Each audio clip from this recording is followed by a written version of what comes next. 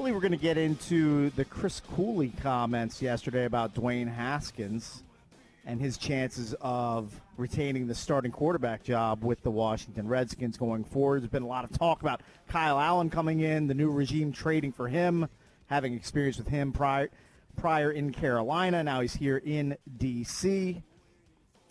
So we know Cooley looks at a lot of tape, yeah, and he basically just discounts Kyle Allen. Says he's looked at Kyle Allen's tape and basically says he's a bum. Yeah.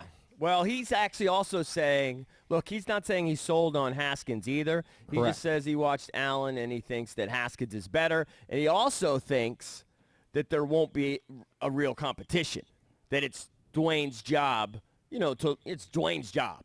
And that Allen was strictly brought in to be the backup. And if that's the case, that's the case.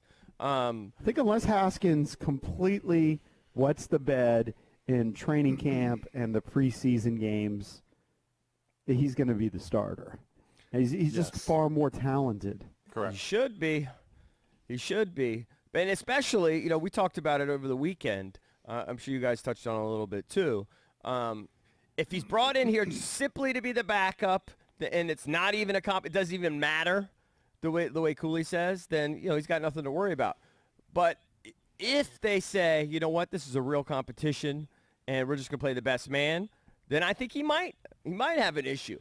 But I know Grant's position is, why would they do that? Because Kyle Allen's not the solution. Even if he's better, he can't start because you got to see what you got in Dwayne, right? Isn't this what I was saying last week? Yeah, I mean, I just look at his stretch of, I think they had 7 straight losses at the end of the season, and I don't pin it all on quarterback performance, but I mean, some of his performances were 0 touchdowns with 4 picks in a loss to the Atlanta Falcons. He had 1 touchdown and 2 picks, 1 touchdown and 3 picks. Sacks in the games were 5, 7, 4, 5, 7. I mean, it's, he's obviously a young player with a lot of developing still left to do, but to think he's going to be your starter for a chunk, if not all of the season, I think is borderline outlandish. Well, nobody thinks it's less of a saying, oh, Kyle Allen's really good.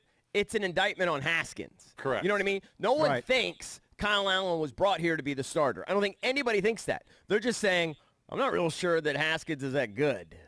Right. That's what it comes down to. Well, that's why I was saying last week multiple times that if you do have those questions about Haskins, then you have to look elsewhere in the draft, maybe at 2, if you think that Tua is better than Haskins. And then you could trade Haskins. If there wasn't the injury history, Haskins is the guy, then obviously going into training camp, Haskins has to be your number 1, and you have to just work with him. And you got to make it work. Jason, if there wasn't the injury history, and not just the hip, but the multiple injuries that Tua's had, I think this would be a unique situation. It would be like Arizona the year before, but it doesn't happen very often, where they would, in fact, go for Tua. Because if you had to go right now to the betting window and bet on who's going to have a better pro career, Tua or Haskins, I'm sorry, I'm a Skids fan. I want him to succeed, but I'm going to bet that Tua has a better pro career. Yeah, maybe. But that doesn't mean he's going to be a superstar. I mean, I don't see a lot of people comping Tua to a guy like Andrew Luck. I don't think a bunch of people are saying this is the best quarterback to come along in 10 or 15 or 20 years. They were kind of saying that before Burrow blew up and before he got hurt. Look, I could be completely wrong. If he's the next Russell Wilson that's getting slept on, then you take him there at 2. But if he's going to be a relatively undersized guy who's going to break down and get hurt all the time and won't be on the field, injury part is the part. That's a huge question for. Well, who do you NFL think has a better GMs. career, Cakes? Right now, put your Tua money. Or Haskins? Go to the window. I mean, I would bet on Tua, but that's exactly I'm going to say Tua. I haven't seen anything yet from Haskins. I'm going to say Tua just because Haskins is playing in Washington. And good things don't happen to Redskins quarterbacks. Well, even if he came here. Factor. JP, who do you think? Who has a better pro career? Tua, because and Cakes is saying that Tua wasn't compared to Andrew Luck, and maybe that's so, but a lot of people were saying Tua was the best prospect in years, and he was, had the pedigree coming into college for 2 years. And then, unbelievable as a freshman and continued. He's had the injury issues. So, and he was a Heisman contender this year. He, had it not been for the injury, he would have been right there with Joe Burrow. Absolutely. Right. Well, and bottom line is, and I'm sure Cooley agrees, if you're going to Kyle Allen, it's you're behind the 8 ball. And Well, it's Cooley because also Haskins points out, either look, is the hurt or Redskins- he's just not working out, and Kyle Allen is purely a backup plan who knows the system. But if you're starting Kyle Allen, you're probably going to lose a lot of games. Cooley points out, he got to see him up close and personal when the Redskins played Carolina. And Cooley studies a lot of film. We know this about Chris Cooley. And if you look at the numbers Kyle Allen had just in that one game against the Redskins defense, which was not exactly a stalwart defense, his numbers seem to be okay, but then when you look at the QBR, 12.9. And I know QBR has never really taken over. People still look at quarterback rating more, but that is a terrible QBR. The QBR, they look at each individual throw and not necessarily the statistics from the throws. I mean, that's terrible. But again, JP, I think everybody within the organization thinks Kyle Allen was brought in here to be the backup. It's not, Except for Kyle Allen. Except for Kyle. The only What else question is he going to say?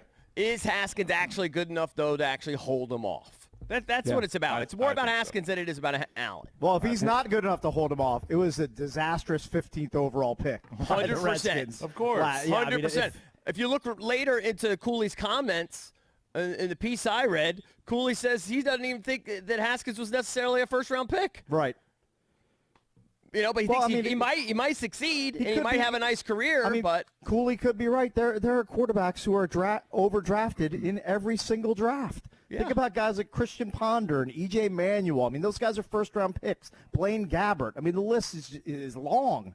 Mitch Trubisky, he was overdrafted. Where was he picked? Second or third? 70% of them don't hit. Where did Gabbert just land? He just landed In somewhere. Tampa. He's Tom Brady's Tampa. backup. Brady's backup, you're right. right. Hey, no disrespect, no shame. I mean, it's a great job to be a backup quarterback in the NFL. Look at what guys like Chase Daniel have pulled in over the last few years being backups. Colt McCoy, look what he's made in his NFL career being a backup. Oh, yeah. But it hurts when those guys are selected, in the first round. You and can then make become $20, backups. $30 million as a backup. Oh, easily. Has Mike Glennon found a home yet, or is he still out there? I don't think so. Not yet. Yeah, I think he'll find a home. But he he's will. Yeah. He'll surface somewhere. Yeah, perfect backup. I would have loved to have had him here, to be honest with you. At least he was drafted. Kyle Right. Allen wasn't even drafted. But again, all of this sort of speculation about Kyle Allen is not Kyle Allen is so good. It's that people deep down have questions as to whether or not, because let's be honest, Haskins has had about 6 quarters where we've been really sort of excited and seeing something. Let me see a full season with Haskins with some competent weapons surrounding him outside of Terry McLaurin, and then I think you'll be able to judge him more fairly. Right.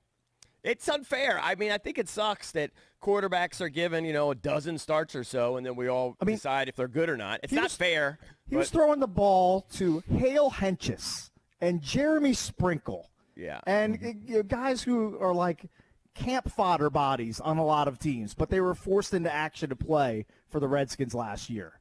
Right. Well, it's not much better so far in the offseason. I agree. I mean, you're picking up guys like speculative ads like Logan Thomas and Richard Rodgers at tight end. I mean, who knows how those guys will fare. Although, did you see, I think Logan Paulson was on with Grant last week, Grant and Danny, and Logan thinks that Logan Thomas is their number 1 tight end. He puts him at like 45 catches or something like that. That's where he sees him. Well, that's not this year. exactly Travis Kelce numbers. Well, he's not 45 Travis catches. Kelce. Yeah, I mean, you don't need Travis Kelce, but you need somebody who's an actual threat that can, that Haskins can lean on. Yeah. He might be He's the really number 1 tall, guy. right? Yeah, I think he's like probably 6'5". Yeah, he's a big guy. I think so, yeah. I liked it when they signed him, but it's not like he's put up big numbers, but I've just seen him every once in a while make a play here and there for different teams, and I think, he's a great athlete.